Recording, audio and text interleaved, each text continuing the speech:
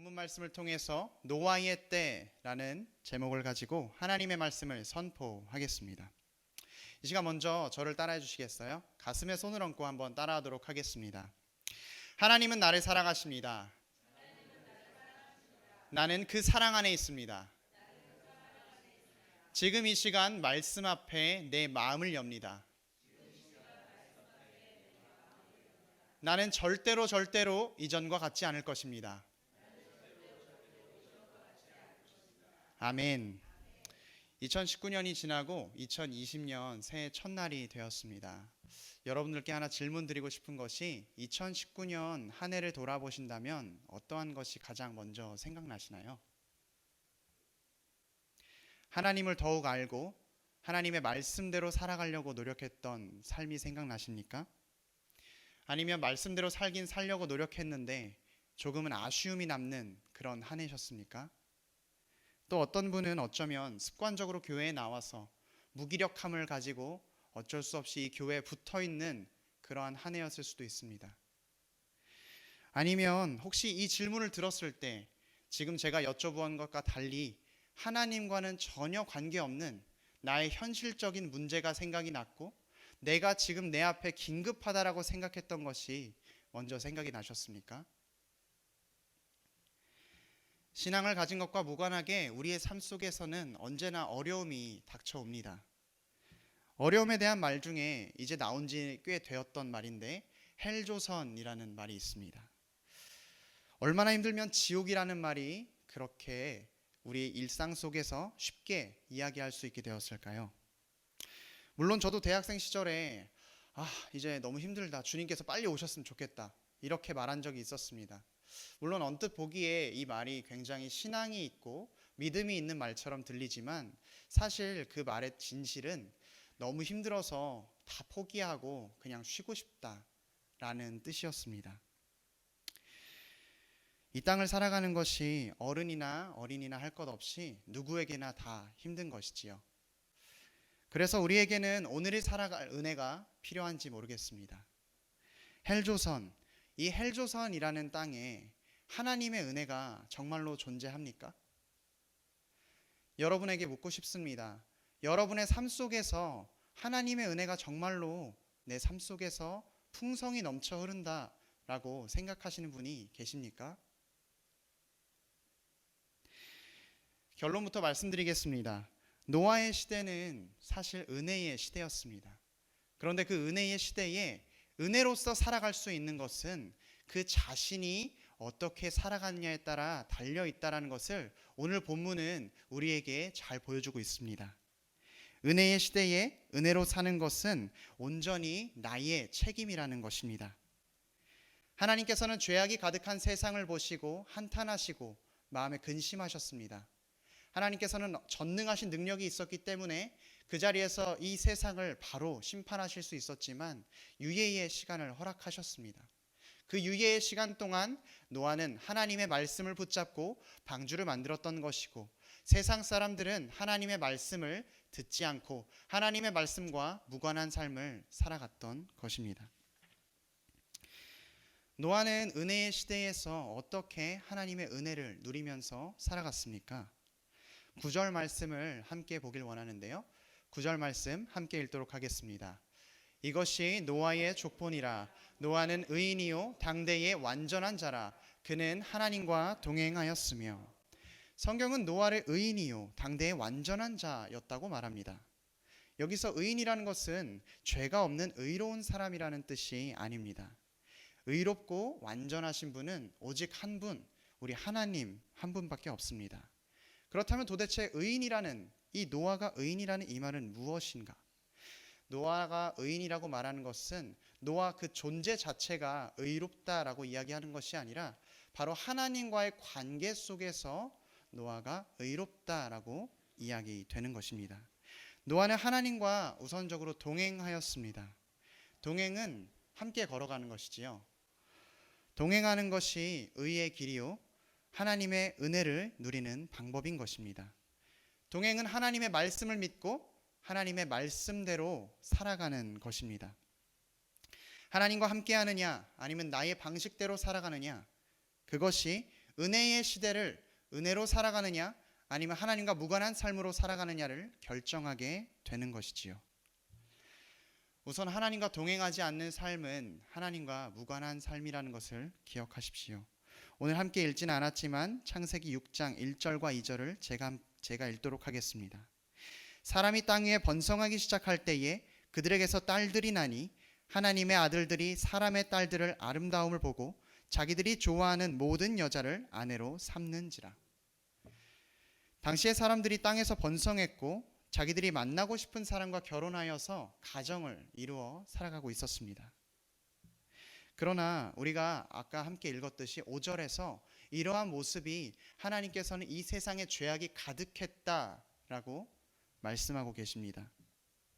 어째서 좋아하는 사람과 결혼을 하여서 그렇게 한 가정을 이루어 사는 것이 하나님께서 보시기에는 죄악이라고 이야기하시는 것일까요? 성경은 윤리와 도덕으로 선악을 이야기하는 것이 아닙니다.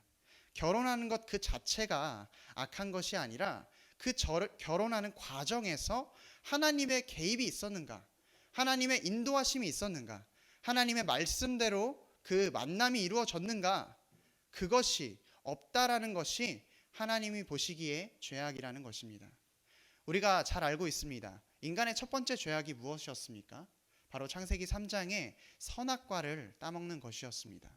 하와가 처음에 선악과를 본즉 먹음직도 하고 탐스럽기도 한지라 라고 이야기합니다. 하와의 생각 속에 그것을 먹고 싶다, 하나님처럼 되고 싶다 라는 생각이 들었을 때 그것을 하나님께 묻지 않고 하나님의 뜻을 따르지 않고 자신의 생각대로 자신의 옳은 소견대로 행동했던 것, 그것이 바로 하나님 보시기에 성경에서 이야기하는 죄악이라는 것입니다. 하나님의 말씀대로 살지 않는 것은 이렇게 하나님과 멀어지고 하나님의 그 은혜 아래서 살지 못하게 합니다. 그렇기 때문에 우리가 하루하루를 살아가면서 사소한 것에도 하나님께 그 뜻을 구하고 하나님의 그 마음을 구하는 것이 굉장히 중요합니다. 제 이야기를 잠깐 해볼까 하는데요. 연말 연초라서 저에게 이제 사람을 소개시켜 준다는 분이 굉장히 좀 많이 있었습니다. 정말로 감사한 일이죠. 그런데 한 분을 소개를 받으려고 했는데 그분에 대해서 이제 제가 직업과 직장에 대해서 이야기를 듣게 되었어요. 그랬는데 제가 이제 신학을 시작하고 나서 누군가를 만나는 것을 되게 신중히 해야 된다라고 생각을 했고 하나님께 기도하면서 여쭈며 그 자리를 찾아가야 된다고 생각했습니다. 하지만 그 사람의 직업을 듣고 직장을 듣자마자 마음이 흔들렸어요. 이거는 무조건 나가야 되는 것 아닌가? 라는 고민이 생길 정도였습니다. 그 정도로 굉장히 좋은 직업을 가지고 계신 분이었어요. 하지만 하나님께서 저의 이런 모습을 보았을 때 과연 하나님께서 기뻐하셨을까 생각해보면 여러분들이 지금 마음속에서 생각하는 그 답안 그대로입니다. 제가 하나님께 하나님의 뜻을 구했습니까? 하나님께 하나님의 마음을 알려달라고 기도를 했습니까? 그렇지 않았지요. 하나님께 구하기 이전에 내 마음속에서 이미 욕심이 일어나서 그 사람을 만나보면 어떨까? 그 사람을 만나면 되게 잘 되지 않을까? 라는 생각이 들었던 것이지요. 우리의 삶에도 우리가 사소하게 결정하는 모든 순간에 하나님의 임재와 하나님의 개입을 계속해서 구해야 합니다. 그렇지 않으면 우리는 하나님과 무관한 삶을 살아갈 수밖에 없습니다. 하나님과 동행하지 않는 삶의 또 다른 모습은 하나님의 본래 창조 목적과는 상관없는 방식으로 살아간다는 것입니다. 11절과 12절 말씀을 같이 읽어보도록 하겠습니다. 그때에 온 땅이 하나님 앞에 부패하여 포악함이 땅에 가득한지라. 하나님이 보신즉 땅이 부패하였으니 이는 땅에서 모든 혈육 있는 자의 행위가 부패함이었더라. 부패하였다라는 것은 여러분이 아시듯이 썩었다라는 것이지요. 하지만 원어의 뜻을 조금 더 살펴보면 그 썩었다라는 것 이전에 깨어졌다라는 뜻을 포함하고 있습니다. 마치 접시가 깨져서 그 접시의 기능을 제 기능을 하지 못하는 것처럼 이 땅과 모든 혈육이 지금 현재 제 기능을 잃어버리고 그 역할을 하지 못하게 되었다라는 것입니다. 또 포악하다라는 것은 잡아 찢다, 넘어뜨리다라는 뜻을 가지고 있습니다. 이제 하나님을 떠난 사람들의 모습은 다른 사람들보다 뒤처지지 않기 위해 그 사람을 짓밟고 그 사람을 밟아 올라서며 남들과 끊임없이 비교하며 남들보다 잘하려고 약육강식과 적자생존의 방식대로 살아가게 되는 것입니다. 그것이 이 세상의 원리가 된 것입니다. 하나님께서 원래 인간을 창조하셨을 때 하나님과 교제하며 하나님을 찬양하며 살아가도록 만드셨습니다. 하나님을 잊어버린 채 자신이 생각한 대로, 자신이 계획한 대로, 나의 마음대로 살아가기 시작하자 더 이상 하나님의 은혜를 경험할 수 없게 된 것입니다.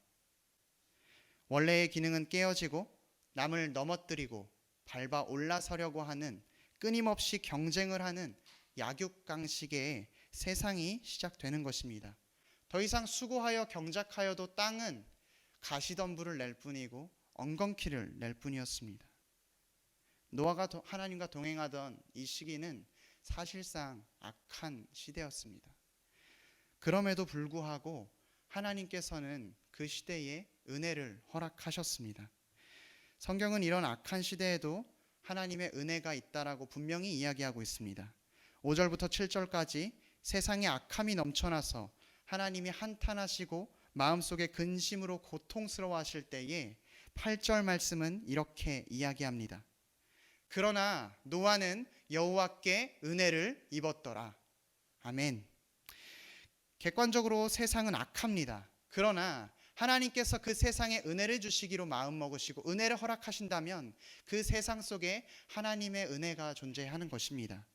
또한 내 삶 앞에 놓여진 좌절과 어려움과 절망이 있을 때, 그러나 하나님께서 개입하신다면 그 좌절과 절망이 하나님께서 보여주시는 그 인도하심에 따라 달라지는 것입니다. 바로 은혜를 경험할 수 있는 것이지요. 그래서 다윗은 시편 23편 4절에서 이렇게 고백하고 있습니다. 내가 사망의 음침한 골짜기로 다닐지라도 해를 두려워하지 않을 것은 주께서 나와 함께 하심이라. 주의 지팡이와 막대기가 나를 안위하시나이다. 이렇게 어떠한 상황에서도 하나님과 함께하는 자는 그 상황이 악하고 어려울지라도 하나님의 은혜를 경험할 수 있는 것입니다. 여러분, 오늘 하루를 살아가시면서 하나님의 은혜를 경험하면서 살아가셨는지요? 오늘 하루를 살아가면서 하나님과 동행하는 삶을 살아가셨는지요? 아니면 오늘도 하나님과 전혀 관계없는 나의 생각과 나의 마음이 보이기에 좋은 대로, 내가 생각했을 때 옳은 대로 행동하면서 살아가셨습니까? 하나님과 함께하는 자는 은혜를 누릴 것이요, 하나님과 함께하지 않는 자는 끊임없이 무언가 만족할 것을 찾지만 하나님께서 주시는 평안함이 없기 때문에 만족하지 못하고 평안함을 누리지 못할 것입니다. 우리가 이 새로운 한 해를 맞이하여서 하나님과 동행하기 위해 말씀에 민감하게 반응하고 말씀대로 살고자 하는 결단이 필요한 줄로 믿습니다. 이 시간 조금은 어색하지만 옆에 있는 우리 성도님들께 같이 이 시간 함께 인사했으면 좋겠습니다. 말씀대로 살아야 은혜를 경험할 수 있습니다. 함께 인사하도록 하겠습니다. 말씀대로 살아야 은혜를 경험할 수 있습니다. 제가 이렇게 말씀대로 살아야 은혜를 경험할 수 있습니다 라고 이야기했을 때 누가 제게 이렇게 이야기하더라고요. 말씀대로 살면 이 세상 못 살아. 전도사님이 어려서 그렇지 이 세상이 얼마나 험한데 이 세상 말씀대로만 살면 힘들어. 먹을 것도 필요하지, 입을 것도 필요하지, 잠잘 것도 필요해 라고 말이죠. 여러분, 정말로 그렇게 생각하십니까? 감사합니다. 우리 하나님이 선하시다 라고 고백하면서 하나님께서 당신을 믿는 자녀들에게 입을 것과 먹을 것과 마실 것을 허락하지 않는 그러한 분이 우리 하나님이라고 생각하십니까? 그렇다면 마태복음 6장 28절 말씀, 또 너희가 어찌 의복을 위하여 염려하느냐, 들의 백합화가 어떻게 자라는가 생각하여 보라. 수고도 아니하고 길쌈도 아니하느니라. 이 말씀을 어떻게 설명할 수 있겠습니까? 또 이스라엘 백성을 광야에서 굶어 죽지 않게 하고 목말라 죽지 않게 하고 햇빛에 뜨거워 타지 않게 지켜주시고 인도하신 분이 누구십니까? 우리가 또한 주기도문에서 오늘 일용할 양식을 주시옵고라고 기도할 때 정말로 우리 입술에서는 그 기도를 하지만 우리 마음속에서는 하나님께서 나에게 일용할 양식을 주시지 않으면 어떡하지? 라는 고민으로 살아가고 계신 겁니까? 정말로 그러하시다면 하나님이 역사하시는 것을 느끼게 해달라고 기도하십시오. 하나님께서 선하신 것을 믿기 때문에 내가 다른 의심이 필요 없게 해달라고 기도하십시오. 나의 믿음이 부족할 때 그 믿음에 믿음을 더하여 달라고 기도하십시오. 물론 저도 강단에 서서는 이렇게 자신 있게 이야기하지만 삶에서는 그게 힘듭니다. 말씀대로 살아가는 것 정말 쉽지 않습니다. 말씀이 여간 쉽지가 않죠. 노아 역시 마찬가지였을 겁니다. 노아가 120년간 방주를 만들면서 어떻게 어려움이 단 한 번도 없었겠습니까? 심판에 대한 징조는 오직 보이지 않는 하나님의 말씀뿐이요, 노아의 눈에 보이는 것은 세상에서 자기가 옳다고 생각하고 자기가 좋은 것들로만 행동하고 남들을 짓밟고 비교하고 경쟁하며 살아가는 모습들만 보았습니다. 심지어 노아에게 미친 노인네라고 이야기했을지도 몰라요. 노아를 손가락질하고 노아와 함께 지내지 않았을지도 모릅니다. 노아가 그런 상황 속에서 하나님의 말씀을 의지하고 하나님의 말씀대로 이루어질 것이라는 것을 믿으며 방주를 짓는 그 모습이 얼마나 외로웠겠습니까? 그럼에도 불구하고 노아는 말씀대로 살아가면서 그 갈등 속에서 말씀을 붙잡고 살아가려고 노력했습니다. 하나님께서는 그 마음속의 갈등을 통해서 자신을 보게 만들고 반성하게 만들며 종국적으로는 회개를 통해서 하나님 옆에 앉혀 놓으십니다. 하지만 사탄 마귀는 그 반성함을 통해서 자신을 끊임없이 정죄하게 합니다. 넌 또 안 돼. 말씀이 이렇게 어려운데 너가 어떻게 따라할 수 있어? 그렇게 말씀대로는 못 살아. 그렇게 사는 사람 아무도 없어. 라고 우리를 포기하게 만들고 말씀을 따라갈 수 없게 만드는 것이지요. 여러분, 우리가 말씀이 따라가기 어렵다라는 것을 인정할지언정 그 말씀대로 살아가는 것을 포기해서는 안 됩니다. 그것이 하나님께서 바라시는 모습이 아닙니다. 성경은 이렇게 말씀을 붙잡고 말씀대로 살아가려고 노력하는 노아를 보고 의인이요 당대의 완전한 자라고 이야기합니다. 이렇게 계속 이야기를 하고 있으면 어떤 분은 또 이렇게 생각하실 것 같아요. 아니, 앞에서는 하나님의 은혜의 때라고 하고 은혜를 누릴 수 있다 했는데 말씀대로 살아가면은 뭐 어려움과 고난과 고통밖에 없으면은 이거 안 좋은 거 아닌가요? 라고 생각하시는 분이 계실지 모르겠습니다. 하나님과 동행하면 물론 유익이 있습니다. 말씀이 정말로 내 삶 속에서 이루어지는 것을 실제적으로 경험하는 것입니다. 나의 고난이 고난에서 끝나는 것이 아니고 나의 절망이 절망에서 끝나는 것이 아니라 그 고난과 절망의 자리에서 소망을 바라보는 것이고 그 말씀을 붙잡음으로 인하여서 나의 오늘을 살아갈 수 있게 되는 것입니다. 자살하려고 하는 사람에게 소설책의 한 줄이 자살하지 않는 희망의 한 빛이 되는데 능력의 말씀이신 우리 하나님의 성경이 우리의 삶에 그 소망이 되고 그 소망으로 살아갈 수 있게 하는 힘을 허락하는 것입니다. 로마서 8장 18절에 이렇게 나와 있습니다. 생각하건대 현재의 고난은 장차 우리에게 나타날 영광과 비교할 수 없도다. 아멘. 고난과 어려움이라고 생각했던 그 지점이 바로 하나님의 반전이 시작되는 지점입니다. 우리가 믿는 그 십자가의 진리가 그러하지 않았습니까? 예수 그리스도가 죽은 줄 알았던 그 자리에서 다시 한번 부활하시고 우리에게 찾아오시고 또한 우리가 그 가운데에서 그것을 믿으면서 우리도 예수 그리스도와 함께 부활할 수 있다는 것을 믿으며 이 땅 가운데에서 하나님의 은혜를 받으며 살아갈 수 있는 것 아니겠습니까? 우리의 삶이 절망적이고 어렵습니다. 그러나 우리가 그럼에도 불구하고 하나님 아버지를 믿기에 하나님의 은혜를 경험하기에 우리는 오늘 하루를 또다시 살아갈 수 있고 말씀을 붙잡을 수 있는 것입니다. 나의 끝이라고 생각했던 그 순간이 하나님을 만날 수 있는 순간입니다. 내 자아는 깨지고 나의 이상은 무너졌지만 온전히 하나님을 의지할 때 하나님께서 일하기 시작합니다. 그 자리에 하나님의 은혜가 들어오기 시작합니다. 내가 할 수 없는 것을 하나님께서 하실 수 있다라는 것, 그것을 경험했을 때 또 다른 유익이 있습니다. 나의 능력이 아니라 하나님의 능력이 이 세상 가운데 드러나는 것이고 나타나는 것입니다. 나의 고난과 나의 어려움이 있을지라도 그것이 하나님께서 능력하신, 하나님께서 계획하시고 하나님께서 그 전지전능한 능력을 보여주시는 데 사용하신다면 그것이 얼마나 복되고 귀한 일입니까? 하나님과 동행하는 삶을 단적으로 보여주는 것이 방주에서의 삶이죠. 방주는 키도 없고 돛도 없고 닻인가요? 닷도 없고 노도 없습니다. 온전히 하나님께서 그 물에 떠 있으라고 하면 떠 있는 것이고요. 하나님께서 흘러가라고 하면 흘러가는 것입니다. 내가 하나님의 말씀대로 살아가려고 노력하는 것이 이 방주에서의 삶인 것입니다. 내가 키가 없는 그 방주를 돌리려고 애쓸 때 얼마나 좌절을 경험하고 힘듦을 경험하는지 모릅니다. 우리는 온전히 하나님께 붙잡힌 자로서 하나님의 말씀대로 하나님의 말씀을 의지하며 살아가야 하는 것입니다. 여러분 기억하십시오. 대홍수에서 유일하게 노아와 노아의 가족들을 구원해 줄 수 있는 것은 세상의 기술과 과학과 상식과 세상에서의 좋은 가치관과 이념이 아니었습니다. 하나님께서 방주를 만들라고 말씀하신 그 말씀이었고, 노아와 너의 온 가족이 방주에 들어가라 라고 말씀하신 것, 그 말씀대로 지켰을 때 우리가 은혜를 경험할 수 있는 것입니다. 노아와 노아의 가족을 구원하신 하나님께서 이제 우리에게 이렇게 말씀하십니다. 성경이 우리에게 이렇게 증거하고 있어요.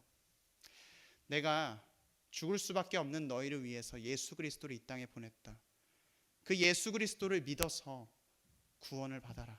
그리고 그 구원을 받은 것에서 끝나는 것이 아니라 하나님의 말씀으로, 구원의 능력으로 이 땅에서 나의 은혜와 함께 살아가라. 우리의 인생이 방주에 탑승한 노아처럼 우리가 하나님과 우리와 함께하는 임마누엘의 하나님을 경험해야 합니다. 하나님과 동행하는 임마누엘의 하나님을 경험하는 귀한 여러분들 되기를 소망합니다. 사랑하는 여러분, 오늘도 노아의 때처럼 은혜의 시대입니다. 은혜를 누리며 살아가십시오. 혹시라도 우리가 믿음 생활을 하면서 자신의 아킬레스건을 공격당하는 시간이 있습니다. 제가 아는 가정 중에 신앙 수준이 상위 3%에 드는 가정이 있습니다. 객관적인 수치는 아니고요. 제가 봤을 때 괜찮은 가정이라고 생각되는 교양 있고 수준 있는 신앙의 가정입니다. 남자분은 성경적 지식이 출중하시고요. 여자분은 기도의 능력을 체험하신 분이세요. 평상시에는 얼마나 은혜가 넘치는지 모릅니다. 제가 그분들을 만나면요, 얼마나 도전받는지 몰라요. 하지만 그분들이 정말로 자신의 아킬레스건과 같은 자신이 놓지 못하는 그 부분을 만났을 땐 그들이 경험한 성경, 그들이 알고 있는 성경 지식, 그들이 경험한 기도의 능력의 체험 붙잡지 않습니다. 자신의 가치관과 자신의 상식을 붙잡고 살아갑니다. 여러분에게 하나님을 붙잡고 살아가지 못하게 하는 그 아킬레스건은 어떤 것입니까? 자녀가 하나님의 말씀대로 양육되는 것보다 어떤 학원에 가야 좋은 성적을 얻고 어떤 학원에 가야 학교 내신에 더 잘 적중시키는 학원에 보내는지, 그러한 것들을 눈여겨보고 계십니까? 여러분들이 사는 곳이 내가 이곳에 살면 언젠간 집값이 오르겠지, 언젠간 이곳이 발전이 되어서 더 좋은 동네가 되겠지, 이러한 마음으로 하나님의 개입하심과 하나님의 인도하심 없이 나의 생각과 나의 옳은 소견대로 살아가고 계십니까? 이러한 삶은 은혜의 시대에 하나님께서 은혜를 부어주셨음에도 불구하고 은혜를 경험하지 못하는 삶입니다. 구원을 받았는데 구원의 삶을 누리지 못하는 것만큼 안타까운 일이 없습니다. 마지막으로 누가복음 17장 26절에서 27절을 함께 읽어보도록 하겠습니다. 노아의 때에 된 것과 같이 인자의 때에도 그러하리라. 노아가 방주에 들어가던 날까지 사람들이 먹고 마시고 장가들고 시집가더니 홍수가 나서 그들을 다 멸망시켰으며. 여러분, 감사하게도 아직도 은혜의 시대입니다. 주님이 곧 오실 때를 소망하며 말씀대로 은혜를 누리며 하나님과 동행하는 신앙인이 되기를 축복합니다. 우리가 그렇게 결단하는 마음으로 이 시간 함께 하나님께 찬송 드렸으면 좋겠는데요. 이 시간 우리의 마음을 다하여서 우리가 말씀대로 살아가겠습니다. 주님, 우리의 삶이 비록 어려울지라도 그 어려운 곳을 부딪혔을 때 하나님의 십자가의 부활을 바라보며 소망을 가지고 살아가겠습니다. 주님과 함께 동행하겠습니다 하며 이 시간 함께 찬송 부르도록 하겠습니다.